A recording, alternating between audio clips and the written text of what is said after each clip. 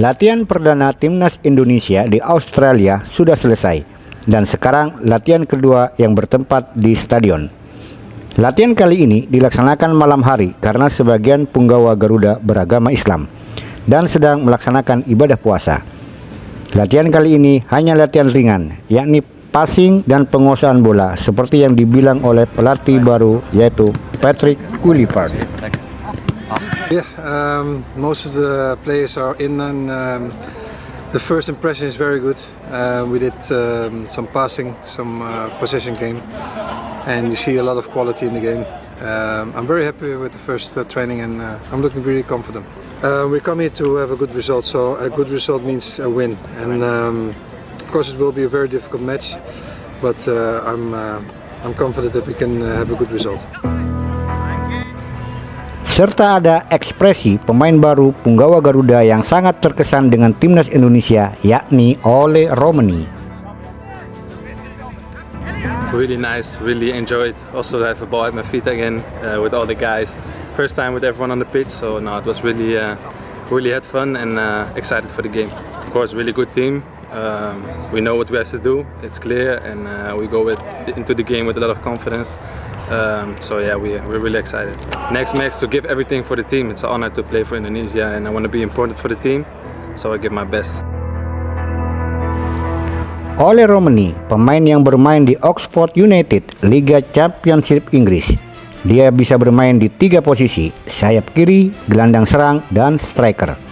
Pemain ini sangat ditunggu-tunggu oleh fans Garuda, karena kini timnas kekurangan amunisi depan dan semoga Ole menjadi jawabannya.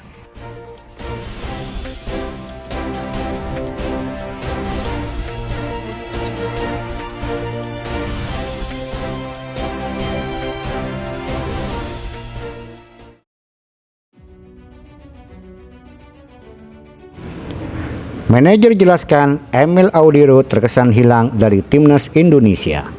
Manajer timnas Indonesia, Sumarji, akhirnya buka suara perihal alasan Emil Audero terkesan menghilang ketika rekan-rekannya sudah bergabung dengan tim di Sydney jelang menghadapi Australia.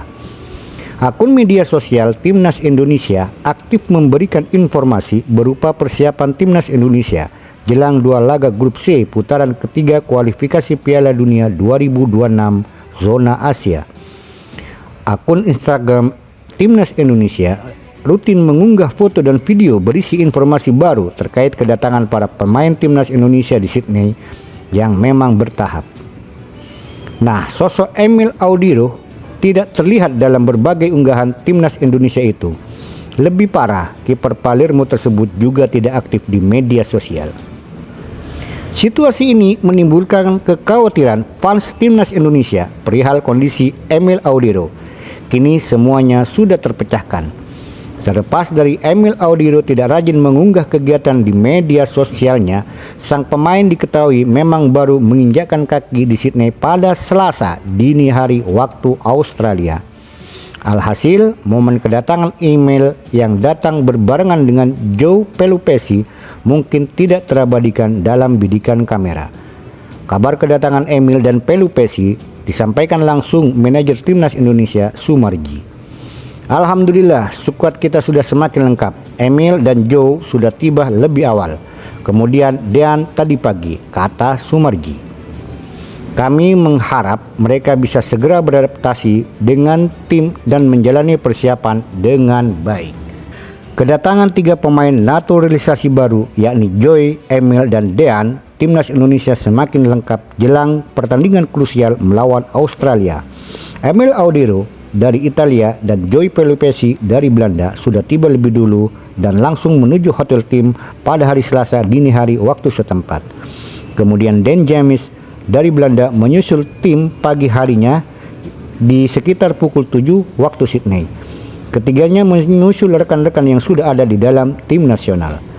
Sebelum bergabung, Emil bertanding untuk klubnya Palermo di Serie B Italia dalam duel melawan Cremonese yang berakhir dengan kekalahan 2-3.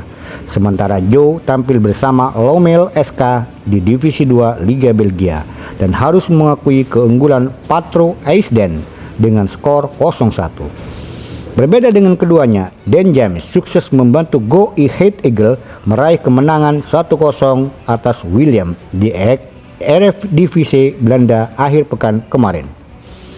Timnas Indonesia butuh poin buat menjaga asa lolos langsung ke Piala Dunia 2026 zona Asia. Setelah menghadapi Australia, Jai Ises dan kawan-kawan bakal berjumpa dengan Bahrain di Stadion Utama Gelora Bung Karno Senayan pada tanggal 25 Maret mendatang. Saat ini Timnas Indonesia menduduki posisi 3 klasemen sementara grup C dengan 6 poin. Kalah 1 angka dari Australia di peringkat kedua. Jika ingin melaju langsung ke Piala Dunia 2026, tim Merah Putih harus finish di urutan kedua klasemen akhir grup C. Tentu tidak mudah mengalahkan Australia di kandang sendiri. Timnas Indonesia akan menghadapi Australia dalam lanjutan kualifikasi Piala Dunia 2026 putaran ketiga. Duel ini berlangsung di Sydney Football Stadium pada hari Kamis jam 16:10 waktu Indonesia Barat. Setelah melawan Australia, Garuda akan menjamu Bahrain di Stadion Utama Gelora Bung Karno Senayan. Timnas Indonesia diuntungkan karena akan bermain di kandang sendiri, membuat peluang meraih poin penuh lebih besar setelah cuma bermain imbang 2-2 di kandang Bahrain tahun lalu. Dengan persiapan yang matang dan dukungan penuh dari staf pelatih, Timnas Indonesia diharapkan dapat tampil maksimal dalam 2 laga penting ini. Sebelumnya, pelatih Patrick Kluivert memanggil 30 pemain, namun cuma 29 yang diberangkatkan menyusul cederanya bintang Dewa United Egy Maulana Fikri.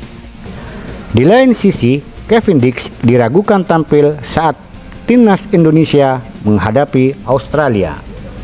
Ketua Badan Tim Nasional Sumarji mengabarkan bahwa kondisi Kevin Dix masih dalam pantauan. Kevin masuk dalam 29 pemain yang dipanggil ke Timnas Indonesia jelang laga melawan Australia pada putaran ketiga kualifikasi Piala Dunia 2026 zona Asia. Pemain FC Copenhagen tersebut juga sudah tiba di Sydney dan bergabung dengan sesi latihan timnas. Sang pemain sebelumnya mengalami cedera engkel pada 7 Maret lalu, yang membuat dia harus absen untuk Copenhagen. Namun namanya sudah muncul saat pertandingan melawan Viborg FF meski hanya bermain selama 23 menit. Sumarji menjelaskan bahwa saat ini Kevin Dix masih dalam pemeriksaan.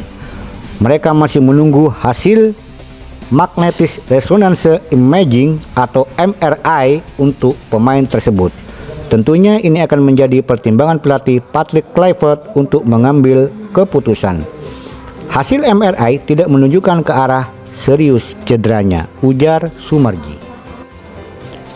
Kita lihat nanti apakah dia bermain atau tidak. Jika bek berusia 28 tahun tersebut harus absen, maka Patrick seharusnya tidak terlalu pusing. Pasalnya saat ini kedalaman skuad Timnas Indonesia sudah cukup baik. Di sektor back ada 6 pemain lain yang bisa bertugas, yakni Max Hilgers, Jai Ises, Jordi Amas, Rizky Ridho, Justin Hapner, dan Muhammad Ferrari. Sandy Walsh pada laga terakhir bersama Yokohama sebelum jeda FIFA Matchday juga ditempatkan sebagai back tengah. Beberapa pemain juga bisa bertugas multi posisi jika dibutuhkan oleh tim. Namun Kevin tentu masih jadi opsi utama yang akan diambil oleh tim pelatih. Kalau dilihat semua lini, itu diisi oleh pemain-pemain berkualitas,